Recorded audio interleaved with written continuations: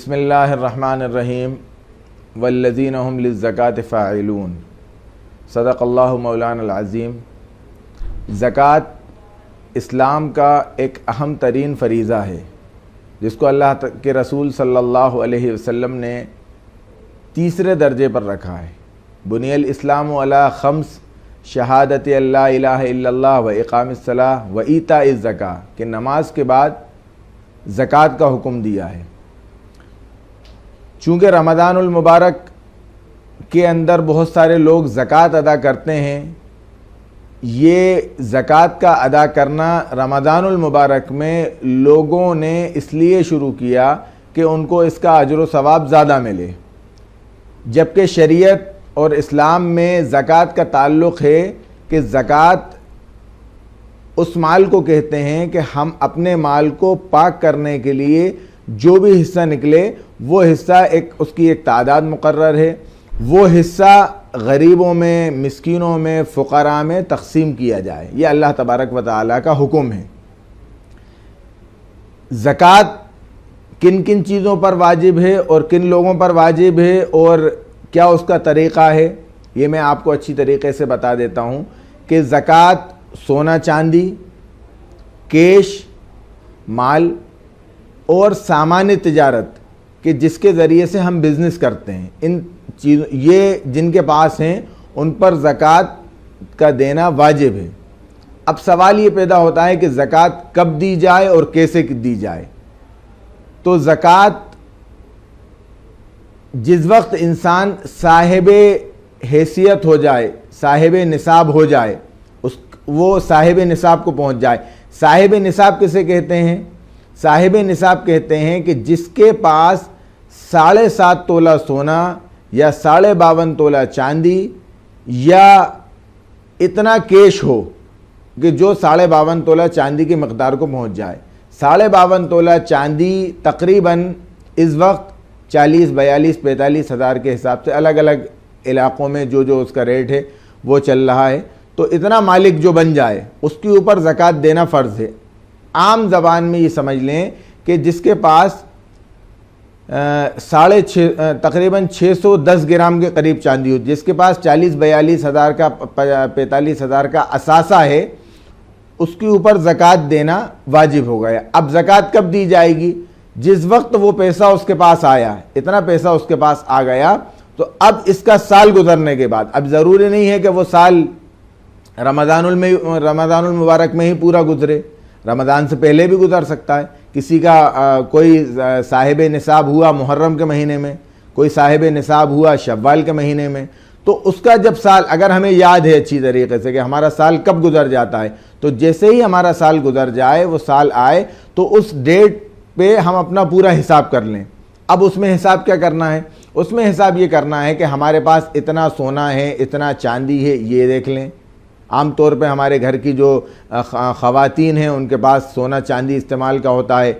یا ہمارے پاس دکان ہے اس میں اتنا مال رکھا ہوا ہے، تجارت کے لیے ہمیں اتنا مال رکھا ہوا ہے، یا ہمارے پاس اتنی پراپرٹی ہے جس کو ہم بیچتے ہیں، خرید و فروخت کرتے ہیں۔ یہ اچھی طریقے سے سمجھ لیں، مسئلہ تھوڑا سا باریک ہے کہ جو چیز خرید و فروخت کے لیے لی جائے گی، پراپرٹی ہے، پلاٹ ہے، زمین ہے،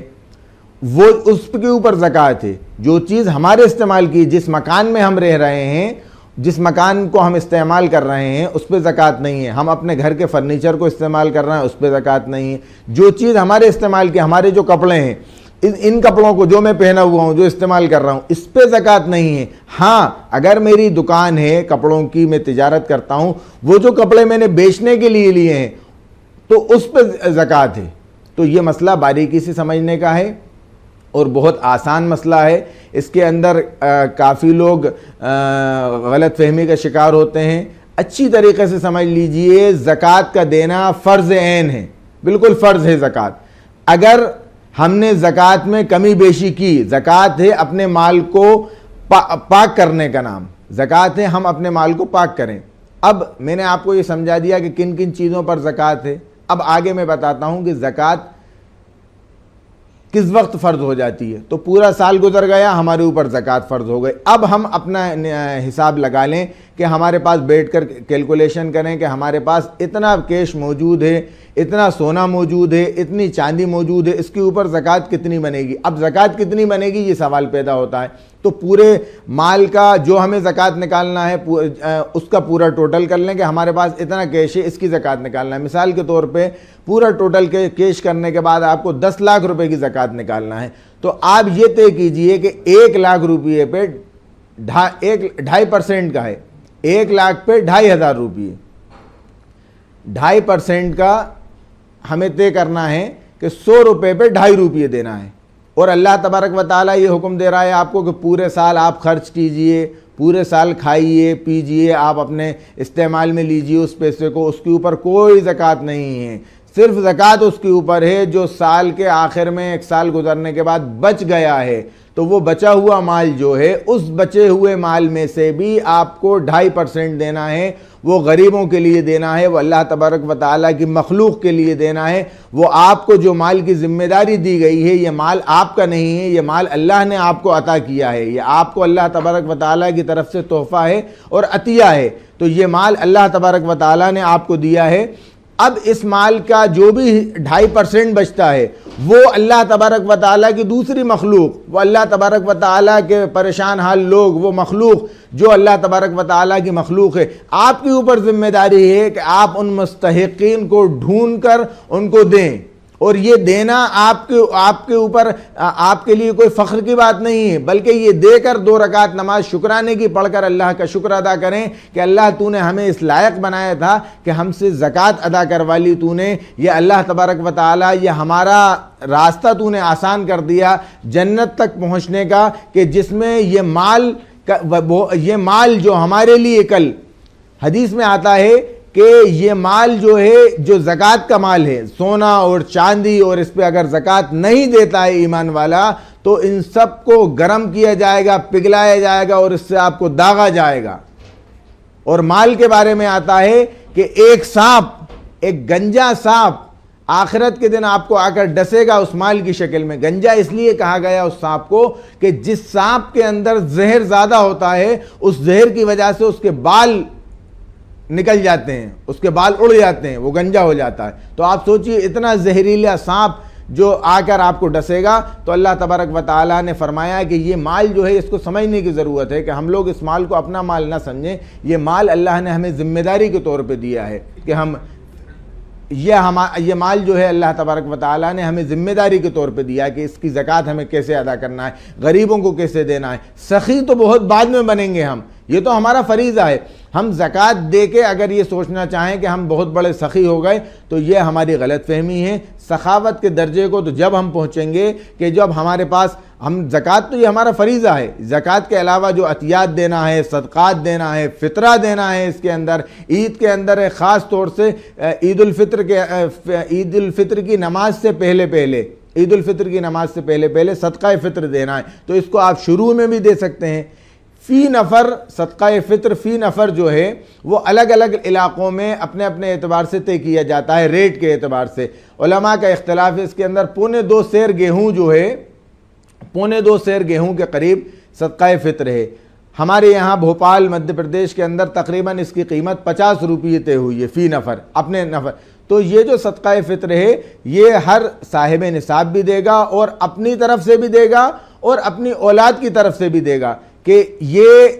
اچھی طریقے سے سمجھ لیجئے صدقہ فطر جو ہے یہ اپنی اولاد کی طرف سے بھی دینا ہے۔ اگر نومولود بچہ ہے، بچہ پیدا ہوا ہے اس دن، تو اس کا بھی صدقہ فطر باپ کے ذمے میں ہے کہ وہ باپ اس کا کفیل ہے چونکہ، اور یہ صدقہ فطر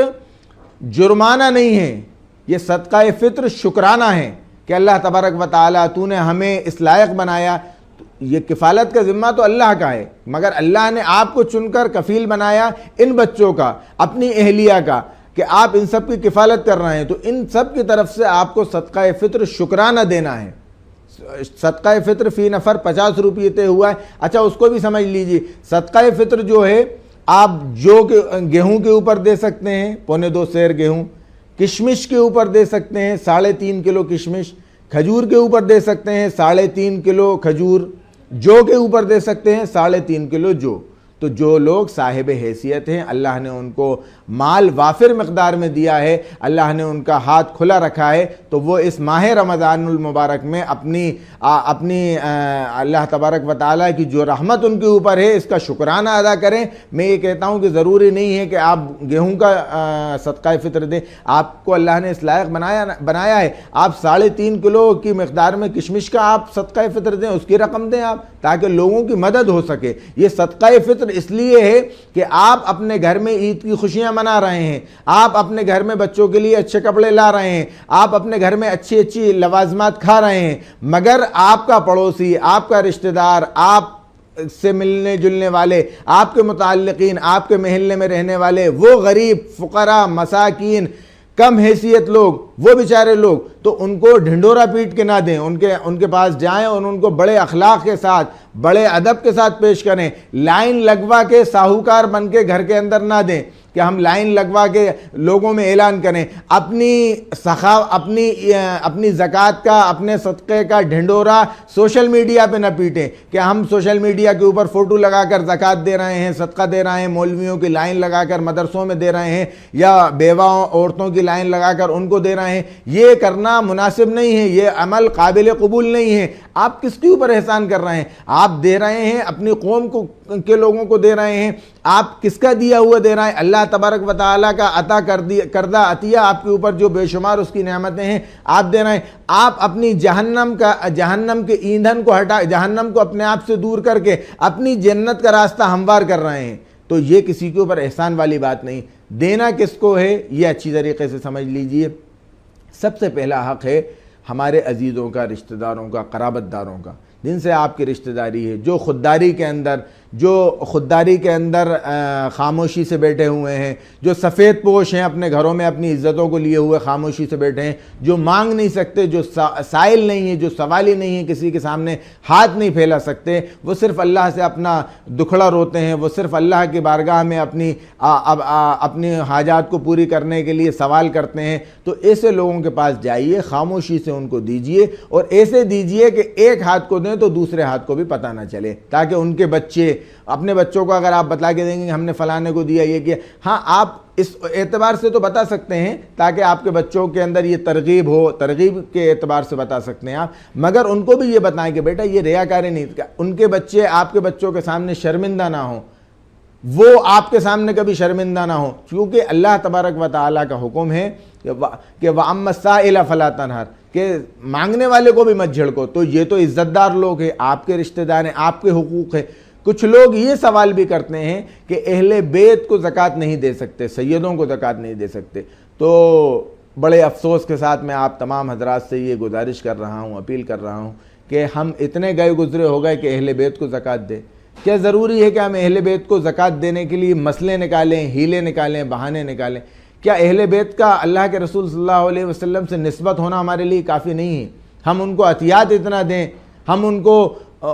تحفے اتنے دیں کہ ان کو زکوٰۃ کی ضرورت نہ پڑے؟ اگر کسی کی ایسی حالات ہے تو ہم بند مٹھی کر کے ان کا احترام کریں، صرف اس نسبت سے کہ ان کی نسبت اللہ کے رسول صلی اللہ علیہ وسلم سے ہے، اور ہم اس زکوٰۃ کے ادا کرنے میں، اس صدقے کے ادا کرنے میں کہیں کوئی کوتاہی نہ کریں۔ یاد رکھیے کہ زکوٰۃ اور صدقہ جو ہے وہ مال کو پاک کرنے کا نام ہے، کہ ہم اپنے مال کو پاک کر رہے ہیں، اس مال کو پاک کرنے کا نام ہے۔ اگر ہمارے اوپر 1,00,000 روپے زکوٰۃ بنتی ہے اور ہم نے 90,000 روپے ادا کر دی یا 99,000 روپے ادا کر دیے اور 1,000 روپیے بچا لیا، تو وہ 1,000 روپیہ بچا ہوا ہمارے پورے مال کو خراب کرنے کے لیے کافی ہے۔ تو اس لیے کوشش یہ کریں، جس طریقے سے ہم پسند کرتے ہیں کہ جب اللہ تبارک و تعالی ہمارے ساتھ معاملہ کرے تو اچھائی کا معاملہ کرے، بہتری کا معاملہ فرمائے، ہم یہ کوشش کرتے ہیں کہ ہم جب کوئی ہمیں دے تو زیادہ سے زیادہ دے، اللہ دے تو ہمیں زیادہ سے زیادہ دے، تو اسی طرح ہم بھی یہ کوشش کریں کہ جب ہم کسی کو دیں، عطا کریں، تحفہ دیں، زکوٰۃ دیں، جو بھی ہمارے اوپر حقوق ہیں وہ سب ہم حقوق ادا کریں، تو اس کو زیادہ سے زیادہ دینے کی کوشش کریں۔ اگر 1,00,000 روپے زکوٰۃ بن رہی ہے آپ کے اوپر تو آپ 1,00,000 دے دیں، 5,000 10,000 اور اوپر دے دیں، صدقہ کر دیں، خیرات کر دیں، آپ سخی بننے کی کوشش کیجئے۔ یقین جانیے قرآن کریم کے اندر اللہ تبارک و تعالیٰ فرما رہا ہے لن تنالوا البر حتى تنفقوا مما تحبون، کہ تم نیکی کو اس وقت تک حاصل نہیں کر سکتے جب تک کہ تم وہ چیز خرچ کرو اللہ کی راہ میں جو تمہیں سب سے زیادہ پسندیدہ اور محبوب ہے۔ تو مال انسان کو اپنی جان سے بھی زیادہ محبوب ہوتا ہے، جبکہ جان کی قدر و منزلت بہت زیادہ ہے، مگر اللہ تبارک و تعالیٰ نے قرآن میں جگہ جگہ فرمایا بِأَمْوَالِكُمْ وَأَنفُسِكُمْ، مال کو مقدم رکھا، جان کو اس کے بعد میں رکھا۔ چونکہ انسان کا بخل جب بڑھ جاتا ہے اور وہ بخیل ہوتا چلا جاتا ہے تو اس کا یہ مزاج بن جاتا ہے کہ وہ بس پیسے کو اکٹھا کرتا رہے، پیسے کو اکٹھا کرتا رہے، پیسے کو اکٹھا کرتا رہے اور خرچ نہ کرے۔ یہ خرچ نہ کرنا اس کے بخیل ہونے کی نشانی ہو جاتی ہے اور وہ بخیلوں میں شمار ہو جاتا ہے۔ اور یاد رکھیے اللہ تبارک و تعالیٰ بخیلوں کو پسند نہیں کرتا۔ انسان عبادت گزار ہے، نماز کا پابند ہے، تہجد گزار ہے، اور اگر خدا نخواستہ وہ بخیل ہے تو شیطان اس کی طرف سے مطمئن رہتا ہے کہ اس کا بخل جو ہے اس کو ایک دن خسارے میں ڈال دے گا۔ اور اگر انسان عبادت میں خدا نخواستہ اس کی کمی ہے مگر سخی ہے، وہ فوراً خرچ کرتا ہے اللہ کے راہ میں، جس نے اللہ کا نام لیا اس کے لیے، غریبوں کے لیے، مسکینوں کے لیے، فقراء کے لیے، یتیموں کے لیے، رشتہ داروں کے لیے ہمہ وقت وہ تیار رہتا ہے، تو یاد رکھیے شیطان اس کے پیچھے اس لیے لگا رہتا ہے کہ یہ اس کی عبادت تو نہیں، اس کی جو سخاوت ہے، اس کی سخاوت کی وجہ سے اللہ تبارک و تعالی اس کو جنت میں نہ بھیج دے۔ تو یہ سمجھنے کی بہت زیادہ ضرورت ہے۔ رمضان مبارک کا مہینہ ہے، رمضان مبارک کا مہینہ ہم سے جدا ہو رہا ہے، ہم نے اس کا کتنا حق ادا کیا یہ ہم اپنا خود محاسبہ کریں کہ یہ جو رمضان المبارک ہمیں ملا تھا، اس رمضان المبارک میں ہم نے کتنا اس کا حق ادا کیا، ہم نے کتنا اپنے آپ کو کنٹرول کیا۔ کنٹرول کا نام ہے رمضان کے اندر، ہم نے کتنا کنٹرول کیا، ہم نے کتنے روزے رکھے، ہم نے کتنے لوگوں کے ساتھ، کتنے لوگوں سے صلہ رحمی کی، ہم نے کتنے لوگوں کا ہمارا تعلق ختم تھا، توڑا ہوا تھا، اب اس تعلق کو جوڑنے کی کوشش کی، ہم نے کتنے لوگوں میں، کتنے لوگوں میں ایسے ہم نے اکٹھے کیا کہ وہ دو لوگ آپس میں سلام کلام نہیں تھا، ہم نے ان کی صلح کروائی اور ان کو آپس میں گلے ملوایا اور ان کے دلوں کو ایک دوسرے سے صاف کروایا۔ ہم نے کتنے لوگ ایسے ہیں جن کو ہم نے برے کام سے روکا، ہم خود اپنے آپ کو کتنا روکا ہم نے۔ روزے رمضان کے اندر صرف بھوک اور پیاس سے رکنے کا نام روزہ نہیں ہے، روزہ نام ہے اپنے نفس پر کنٹرول کرنے کا نام، کہ میرا دل چاہ رہا ہے اس فلاں کام کرنے کا، مگر یہ اللہ تبارک و تعالیٰ نے حکم نہیں دیا اس کام کا، اس سے منع فرمایا ہے، اس لیے میں یہ کام روکا رہوں گا، اس سے بچتا رہوں گا۔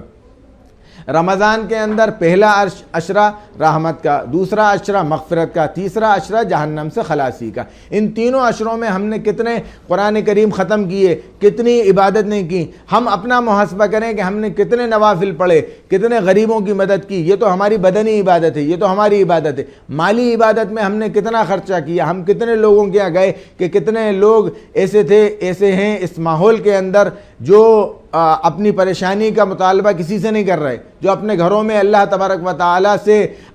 صرف ہاتھ اٹھا کے دعائیں مانگ رہے ہیں کہ اللہ ہماری پریشانی کو دور فرما دے۔ کتنے لوگ اس وبا کے اندر متاثر ہوئے، کتنے لوگ اس وبا سے پریشان ہوئے، ہم نے کتنے لوگوں کی مدد کرنے کی کوشش کی۔ یقین جانیے کہ ہم نے حق ادا کیا، کیا ہم نے حق ادا کیا؟ ہم ایک ایک شخص کی فکر کرتے ہیں۔ اگر ہمارے گھر کے اندر کوئی فنکشن ہوتا ہے، آدھے گھنٹے کا فنکشن ہوتا ہے، کوئی شادی ہوتی ہے، کوئی پروگرام ہوتا ہے، تو ہم اس میں ایک ایک شخص کی فکر کرتے ہیں کہ آپ نے کھانا کھایا، آپ نے پانی لیا، آپ کہاں بیٹھے تھے، آپ کو کہاں بٹھانا ہے، اور آپ نے میٹھا لیا، اور یہ سب چیزیں ہماری ذمہ داری ہوتی۔ تو کیا یہ ہماری ذمہ داری نہیں ہے کہ جس اللہ تبارک و تعالیٰ نے، جس رب کائنات نے پیارے حبیب صلی اللہ علیہ وسلم کے اوپر رمضان کریم کے اندر قرآن کریم نازل ہوا، اللہ تبارک و تعالیٰ نے اتنا بابرکت مہینہ دیا، اتنا بہترین مہینہ دیا، جس کے اندر اللہ تبارک و تعالیٰ جہنم سے بھی آزاد کرتا ہے ایمان والوں کو، اور جنت کے اندر بھی جانے کے راستے ہموار کرتا ہے۔ اللہ تبارک و تعالیٰ کی رحمت تلاشتی ہے کہ ہے کوئی رحمت مانگنے والا، ہے کوئی مغفرت چاہنے والا۔ ہم اللہ تبارک و تعالیٰ کے حضور حاضر ہو کر ہم نے 2 آنسو ٹپکائے اور اپنے لیے اور پورے امت محمدیہ کے لیے دعا کی، اس وبا سے بچنے کی کوشش کی۔ ہم نے یقین جانیے اللہ تبارک و تعالیٰ مجھے بھی معاف فرمائے اور تمام امت کے اوپر رحم فرمائے۔ ہم نے یہ کوششیں تو کی کہ ہم اپنا جو بھی لوگوں کی مدد کر رہے ہیں اس کو سوشل میڈیا پہ ڈالنے کی کوشش کی۔ یہ کام آپ نے کیے، یہ اچھی، مگر یہ اچھی بات ہے کیا؟ آپ یہ بتائیے کہ آپ نے راتوں کو اندھیری رات میں اللہ تبارک و تعالیٰ صرف دیکھ رہا ہے جس کو دنیا والے نہیں دیکھ رہے، آپ نے کسی غریب کی مدد کی، آپ نے کسی بے سہارا کو سہارا دیا، یہ کام ہے ہمارے۔ جناب محمد رسول اللہ صلی اللہ علیہ وسلم کے بارے میں آتا ہے کہ آپ روزہ رکھتے تھے اور اس کے بعد روزہ افطار کے لیے آپ کے پاس افطار نہیں ہوتا، افطار کرنے کے لیے آپ کے پاس کچھ نہیں ہوتا تھا، آپ کبھی آدھی کھجور سے افطارتے تھے، آپ کبھی پانی سے افطارتے تھے۔ ہم الحمدللہ اللہ کا شکر ہے ہم اتنی افطاریاں لے کے جاتے ہیں، بچ جاتی ہے تو پھر پھینکتے ہیں، مگر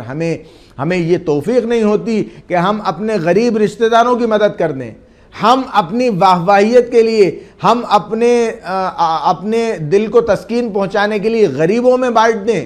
مگر ہم اپنے غریب رشتہ داروں کو نہیں دیتے۔ میرے بھائیوں، رشتہ داروں کا پہلے حق ہے، اپنے رشتہ دار اگر آپ کے رشتہ دار ہیں ان کا پہلے حق ہے، محلے والے ہیں، پڑوس والے ہیں، ان کا پہلے حق ہے۔ کوشش کی جائے کہ ہم نے رمضان میں جو ہم سے ناقدریاں ہوئیں، ہم قدر نہیں کر پائے، اللہ تبارک و تعالیٰ کے حضور ہم توبہ کریں، استغفار کریں، اللہ سے مانگنے کی کوشش کریں کہ اللہ تبارک و تعالیٰ اس رمضان کی ہمیں قدردانی تو نہیں ہوئی، مگر جو کچھ ٹوٹی پھوٹی عبادتیں ہوئیں، ہم نے قرآن کریم کی کتنی تلاوت کی، کتنے قرآن کریم ہم نے ختم کیے، اور کتنا قرآن پر عمل کرنے کا ہم نے تہیہ کیا۔ رمضان آتا ہے آپ کو وارننگ دینے کے لیے، رمضان آتا ہے آپ کو بتانے کے لیے کہ یہ ذمہ داری ہے آپ کے اوپر یہ ذمہ داری ہے کہ آپ بھوکے رہیے، آپ بھوکے رہ کے بھوکے کی بھوک کو سمجھیے، آپ پیاسے رہ کر پیاسے کی پیاس کو سمجھیے۔ آپ کے اوپر یہ ذمہ داری ہے کہ آپ کے پاس زائد مال ہیں تو آپ اپنی خوشیوں، اس زائد مال سے اپنی خوشیاں پوری مت کیجیے، اس زائد مال سے غریبوں کی خوشیاں پوری کیجیے۔ آپ جس طریقے سے اپنے بچوں کے لیے عید پر کپڑے لاتے ہیں، تحفے لاتے ہیں، اسی طریقے سے آپ ان بچوں کو جو آپ کے محلے پڑوس میں غریب ہیں، جن کا حق ہے آپ کے اوپر حق ہے۔ امام زین العابدین کے بارے میں آتا ہے کہ ایک شخص ان کے پاس آیا کہ زکوٰۃ کے لیے کچھ پیسوں کے لیے، تو انہوں نے دعا کی کہ اللہ تیرا شکر ہے، اے اللہ تیرا شکر ہے کہ تو نے میرے گھر کے راستے کے لیے جو میرا سفر تھا وہ تو نے طے کروا دیا، وہ ادا کروا دیا تو نے۔ یعنی میرا گھر کا راستہ، مطلب اپنے گھر کو کیا، جنت جو ہمارا اصل گھر ہے، جو ہمارا اصل ٹھکانہ ہے، اس کے لیے ہمیں راستہ ہموار کرنا ہے۔ تو اہل خیر حضرات جن کو اللہ نے مال دیا ہے وہ اس بات کی کوشش کریں کہ ہمیں اللہ تبارک و تعالیٰ نے یہ جو مال دیا ہے، یہ اس کا زکوٰۃ دینا ہمارے اوپر جرمانہ نہیں ہے، یہ شکرانہ ہے ہمارے اوپر۔ اللہ تبارک و تعالیٰ کے حضور شکر ادا کر کے زکوٰۃ دیں، اور زکوٰۃ دینے میں لحاظ رکھیں۔ اور ایک بات کا اور خیال رکھیں، میں نے شروع میں عرض کیا تھا، جب آپ کے اوپر سال پورا ہو گیا اس وقت سے آپ زکوٰۃ دے سکتے ہیں۔ اب اگر کسی کا سال مثال کے طور پر اسے یاد ہی نہیں ہے کہ ہمارا سال کب پورا ہوتا ہے، تو رمضان المبارک میں بھی ایک ڈیٹ فکس کر لیں کہ 5 رمضان کو 10 رمضان کو میرا سال پورا ہوتا ہے، یہ ایک ڈیٹ فکس کر لیں۔ عام طور پہ جن لوگوں کو یاد نہیں ہے وہ ایسے یاد رکھیں کہ جب جس کی نوجوان شخص ہے اس کی جس وقت جاب لگتی ہے تو اس وقت جس وقت اس کی سیلری آتی ہے، تو جب اس کی سیلری آنا شروع ہوتی ہے تو وہ صاحب نصاب ہو جاتا ہے اس وقت سے اپنا۔ اور خواتین جو ہیں ان کی جب شادی ہوتی ہے، عام طور پہ جب ان کی شادی ہوتی ہے تو وہ شادی میں جو ان کو جہیز دیا، جہیز کی شکل میں جو ان کو سونا، گولڈ اور جو چاندی سلور دیا جاتا ہے، وہ اس سے لگا لیں اپنا سال۔ اور اگر پھر بھی یاد نہیں ہے اور رمضان میں دینا چاہتے ہیں تو رمضان کے اندر بھی ایک وقت متعین کر لیں۔ کوشش یہ کریں کہ شروع رمضان میں دے دیں تاکہ لوگوں کو زیادہ سے زیادہ ان تک پہنچ جائے، ان کا حق اور ان کا حصہ ان تک پہنچ جائے، تاکہ ان لوگوں کا رمضان بھی اچھی طریقے سے گزر جائے اور عید بھی اچھی طریقے سے گزر جائے۔ فطرے کے بارے میں پھر کہہ رہا ہوں آپ سے کہ عید الفطر کی نماز سے پہلے صدقہ فطر ادا ہو جائے۔ صدقہ فطر ادا ہوگا فی نفر 2.25 کلو گیہوں ایک شخص کی طرف سے، 3.5 کلو کشمش، 3.5 کلو کھجور، 3.5 کلو جو۔ ہندوستان کے اندر رواج یہ ہے کہ ہم گیہوں کی شکل میں صدقہ فطر دیتے ہیں، تو اس کی قیمت تقریباً بھوپال مدھیہ پردیش کے اطراف میں ہمارے یہاں قائی صاحب وغیرہ سب حضرات نے طے کی ہے، تقریباً 50 روپیے فی نفر، ایک آدمی کی طرف سے 50 روپیے دینا ہے۔ اب بچہ ہے اس کی طرف سے بھی دینا ہے، بچی ہے اس کی طرف سے بھی دینا ہے، بیوی ہے اس کی طرف سے بھی دینا ہے، جو کفیل ہے گھر کا مکھیا ہے وہ دے گا، اس کی ذمہ داری ہے۔ جن لوگوں کو دینا ہے وہ جو غریب لوگ ہیں، جو مسکین لوگ ہیں، جو صاحب نصاب نہیں ہیں، جو زکوٰۃ ادا نہیں کرتے اور غریب ہیں، ان کے پاس اب غریب کی ڈیفینیشن یہ ہے کہ وہ اس کے پاس ایسی چیز ہو جو سال بھر اس نے کوئی استعمال ہی نہیں کی ہو، کوئی ایسی چیز ہو ضرورت سے زیادہ، تو جس کے پاس ضرورت سے زیادہ اتنی چیز ہو جو وہ سال بھر استعمال نہ کرے تو وہ غریب نہیں ہے۔